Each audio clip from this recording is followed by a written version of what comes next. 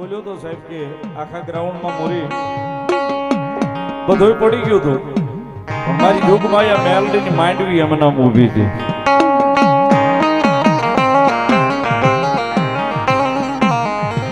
એ સાહેબ આયોજન હાજરું ને એટલે ગ્રાઉન્ડમાં હદાયની પહેલા મારી જોગમાયા ચૂલવાળી મેલડી આવીને આંટો મારીને વહી ગઈ છે.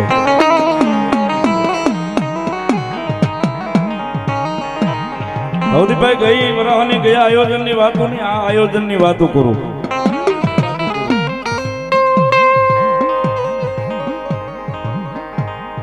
આ ગ્રાઉન્ડ જયારે સાફ થતું હતું ને બાવળિયા હતા, બાવળિયા જયારે સાફ થતા હતા ને અહીંયા મોટી 11 લાઈન છે.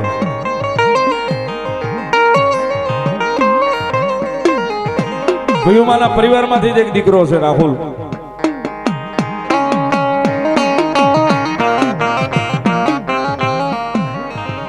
બાવળિયા કાપતા હતા, બાવળિયા કાપતા ધાર્યું અડે ના 11 લાઈન નો તાર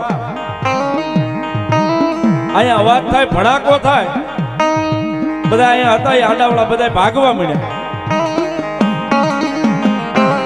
રાહુલ તારે હતો, તાર અડીને ઉભો રહ્યો, મેલી હટી ગયો. થોડી જ વારમાં જીબી વાળાની ગાડી આવી અને પેલા પૂછ્યું કે જે તાર અડ્યો એ માણા મરી ગયો ને.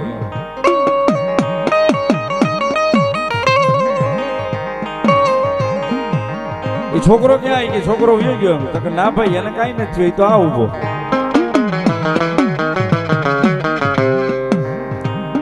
વાતની મજા આવી છે. જીબી વાળા એવું કીધું કે તાર અડે કોઈ તે બસો ની અહીંના ભડાકો થઈ જાય, પણ મારી ચૂલ વાળી કે મારું નામ લઈને કદાય એ મારા ગ્રાઉન્ડ માં ફરે એ ભડાકો થવા દઉં તેથી હું મારવાડા શમશાન ની ચૂલ વાળી મેલડી નો હોવા.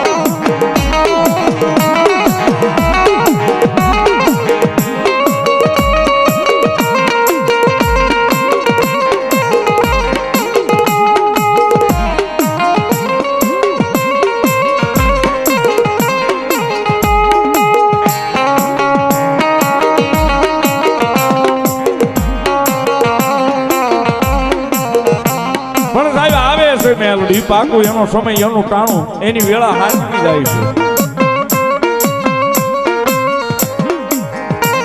એ સાહેબ ભડાકો થઈ જાય, બધું માણસ ભાગવા મળે, જીબી વાળાની ગાડી આવી જાય.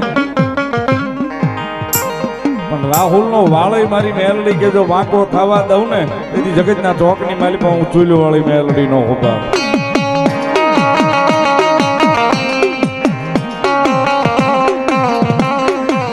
બાકી 11 લાઈન ને અડીને આવે એટલે કોઈ પાસે ન આવે.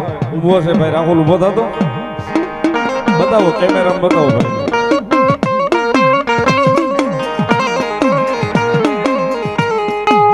જેને રખો પા હોય મારી ચૂલવાળી મેલડીના એને યમરાજાઈ ઢોકા ખા.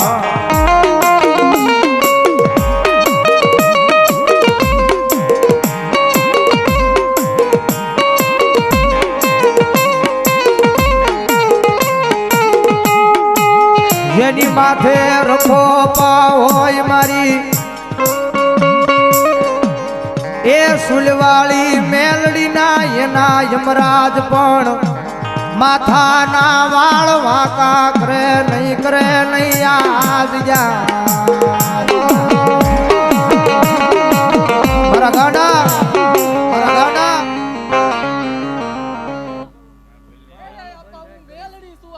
મામા એવું કીધું તું આપા કે આજે તમે પ્લાન માંડો અને પ્રમાણ દેવા હું ન આવું તો હું મેલડી મટી જાઉં.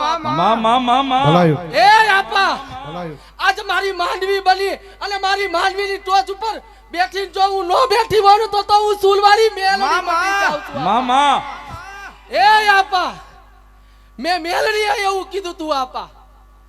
એ આપા આ જગતની માલપા હું મેલડી છું આપા. હું નો કરવાની કરું ને અંધાર્યું કરી બતાવું, મેલડી કરી બતાવું આપા. એ આપા મેં કીધું તું મેલડી એ આપા કે આનથી હવાયું કરી બતાવ તો માન જાવું, સુલવાળી મેલડી કરી બતાવું.